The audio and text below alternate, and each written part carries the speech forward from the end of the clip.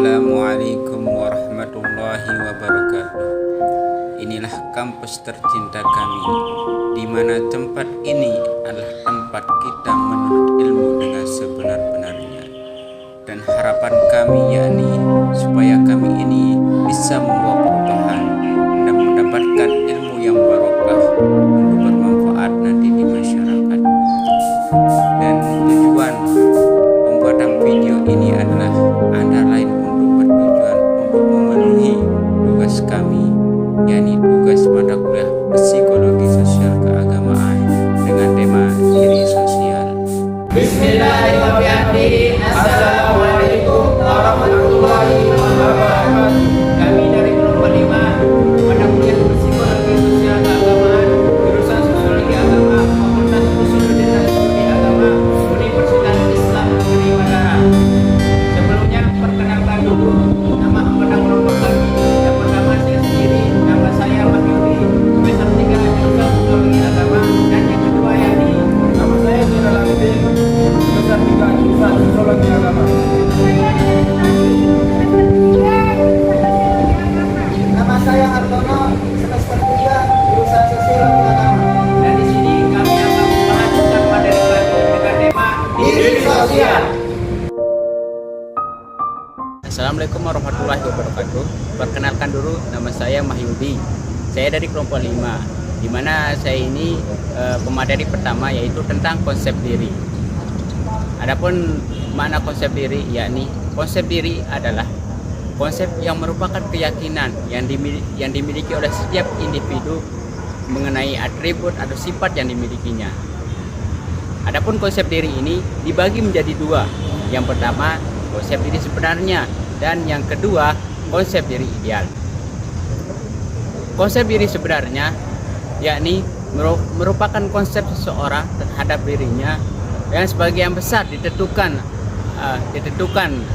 oleh peran dan hubungannya dengan orang lain, dan persepsinya tentang penilaian orang lain terhadap dirinya. Maksudnya adalah ketika kita berinteraksi di suatu masyarakat atau sama orang, bagaimana orang itu menilai terhadap diri kita itu. Kita itu bisa mengambil gambaran, saya itu seperti ini ya. Misalkan kita itu mengambil gambaran dari situ. Adapun yang kedua yaitu konsep diri ideal. Konsep diri ideal ini merupakan gambaran seseorang mengenai penampilan atau kepribadian yang didapatkannya. Misalnya saya contohkan yaitu, misalkan saya sendiri, saya sangat ngefans atau mengidolakan orang Korea atau para ulama. Misalkan saya mengidolakan ulama, di mana dia itu berpenampilan bagaimana orang berpenampilannya layak sebagai orang ulama. Saya meniru penampilannya itu, sebagaimana saya ngefans terhadap ulama. Baik, itu saja yang dapat saya sampaikan. Kurang lebihnya saya mohon maaf. Wabillahi taufiq wal hidayah. Wassalamualaikum warahmatullahi wabarakatuh. Assalamualaikum warahmatullahi wabarakatuh. Di sini saya akan menyampaikan materi saya yang berjudul harga diri, self esteem. Konsep diri dan harga diri merupakan dua konsep yang saling terkait muncul secara bersamaan. Konsep diri merupakan komponen kognitif, sedangkan harga diri adalah komponen evaluatif, dan self yang terdiri dari evaluasi positif negatif yang dimiliki seseorang tentang diri sendiri. Di sini ada 4 tipe perilaku orang tua dapat meningkatkan harga diri. Yang pertama, menunjukkan penerimaan, afeksi, minat dan keterlibatan pada kejadian atau kegiatan yang dialami anak tersebut. Yang kedua, menerapkan batasan yang jelas pada perilaku anak secara teguh dan konsisten. Yang ketiga, memberikan kebebasan dalam batas-batas tertentu dan menghargai inisiatif. Adapun yang keempat, membentuk disiplin yang tidak memaksa dengan menghindari penggunaan hak-hak istimewa dan lebih mendiskusikan alasan-alasannya daripada member hukum fisik. Selain itu, umpan balik setiap hari tentang kualitas individu, entah itu kesuksesan atau kegagalan, akan mempengaruhi harga diri. Individu mengembangkan harga diri dan pengalamannya sebagai agen perubahan yang aktif terhadap apa yang terjadi dalam lingkungannya dan dalam pengalaman untuk mencapai tujuan serta dalam mengatasi rintangan-rintangan atau kesulitan. Harga diri berkaitan dengan cara orang-orang terdekat dalam kehidupan mereka sehari-hari memperlakukan individu. Perlakukan terhadap individu dalam bentuk penilaian yang positif akan menyebabkan individu hidup bahagia, sehat, berhasil, dan dapat menyesuaikan diri. Sebaliknya, jika orang yang ada di sekitar individu menilai diri negatif, maka individu secara relatif tidak sehat, cemas, tertekan, dan pesimis tentang masa depannya dan mudah atau cenderung gagal. Kemudian kenyataan seperti itu juga dialami dalam hubungannya dengan orang lain. Hasil penelitian yang menghubungkan antara tingkat harga diri dengan hubungan intim romantik menunjukkan bahwa orang yang harga dirinya rendah cenderung memiliki kepekaan yang lebih tinggi terhadap penolakan orang lain. Baik, wassalamualaikum warahmatullahi wabarakatuh. Bismillahirrahmanirrahim. Assalamualaikum warahmatullahi wabarakatuh.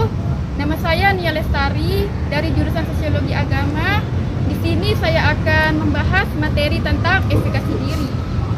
Efikasi diri adalah keyakinan seseorang soal sejauh mana ia mampu mengerjakan tugas, mencapai tujuan, dan melakukan tindakan untuk mencapai suatu target tertentu.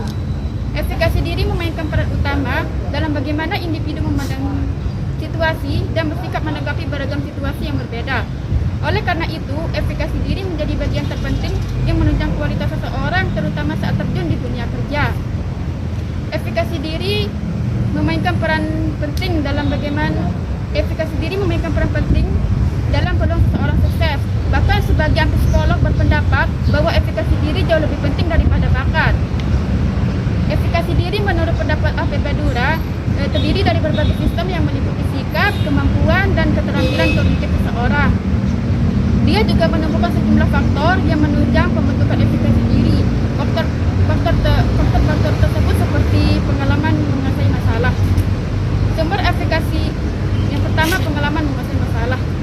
Sumber utama dari efikasi diri ialah pengalaman menguasai masalah.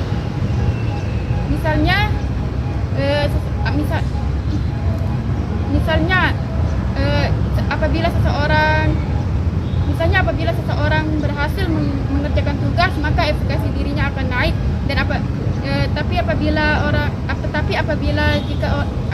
apabila orang gagal dalam mengerjakan tugas, maka efikasi dirinya akan rusak.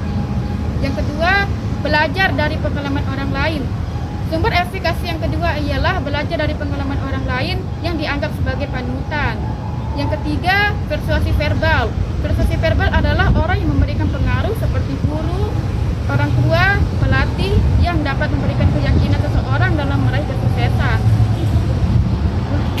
Bismillahirrahmanirrahim. Assalamualaikum warahmatullahi wabarakatuh. Baik, di sini saya akan menyampaikan materi ketiga mengenai self-serving bias dan regulasi diri. Baik, yang pertama, self-serving bias. Self-serving bias merupakan tendensi untuk menganggap diri lebih baik. Berbagai macam eksperimen telah menemukan bahwa orang bangga saat mengatakan mereka telah sukses. Mereka menghubungkan kesuksesan dengan kemampuan dan usaha mereka. Namun, mereka menghubungkan kegagalan dengan faktor eksternal seperti kurang beruntung atau masalah yang sifatnya tidak penting. Baik, kemudian setelah self-serving bias, saya akan menyampaikan tentang regulasi diri, di mana regulasi diri atau self-regulation adalah kemampuan dalam mengontrol, mengatur, merencanakan, mengarahkan dan memonitor perilaku untuk mencapai suatu tujuan tertentu dengan menggunakan strategi tertentu dan melibatkan unsur-unsur fisik, kognitif, motivasi, emosional, dan sosial. Adapun faktor-faktor yang mempengaruhi regulasi diri, yakni ada dua, yang dimana yang pertama ialah faktor eksternal dan yang kedua faktor internal.